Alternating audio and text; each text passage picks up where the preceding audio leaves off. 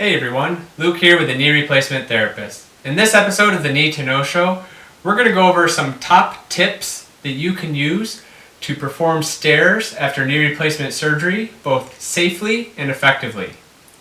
So a couple of things to keep in mind, just general, when it comes to going up and down stairs after surgery, and actually just in life in general, is one, you want to make sure that you have a safe environment as much as you can with the stairs that you have to manage.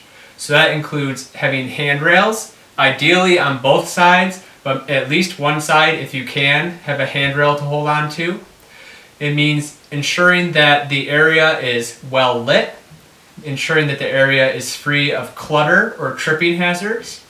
Something also important after surgery is to have some form of non-slip footwear, such as some good supportive sneakers, or if not that, you may have some of those non-slip booties or socks as well.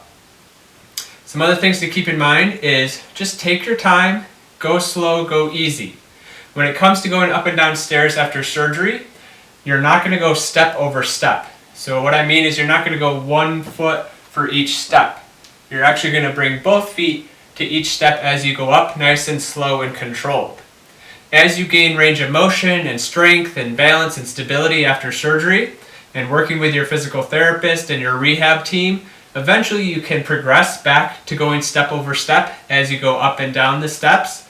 But really to start, we're doing 1 step at a time. Now as you go up and down the steps, again we want to have that upper body support. So ideally you have a handrail either on one side or both. If you have a cane available, that can also be used. So using a handrail on one side and a cane in the other hand for an added support.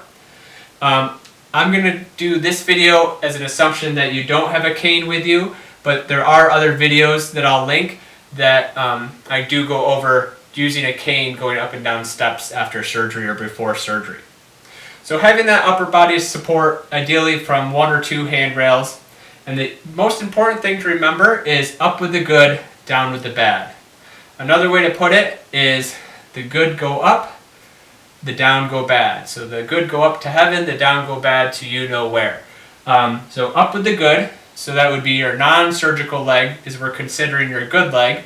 So we'll say my surgical leg is my right leg and my non-surgical leg is my left leg. So to go up, it's up with the good. You're going to step up onto the step. You want to try to get your whole foot up onto the step, not having your heel or part of the foot leaning off. This is just for balance, for stability and safety. So you're going to go up with the good to lead, and then you're going to step up with your surgical leg. And that would be the same way you would proceed all the way up, however many steps you have to do.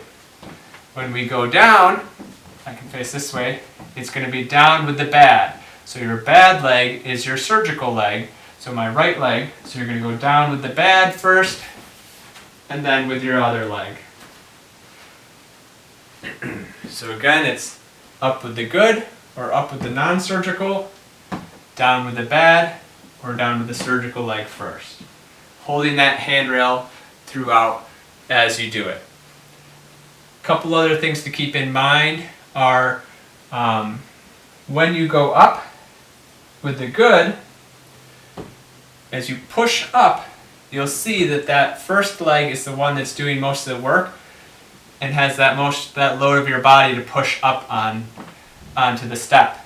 As you go down, the back leg does the work as it supports your body as it comes down in what we call an eccentric motion.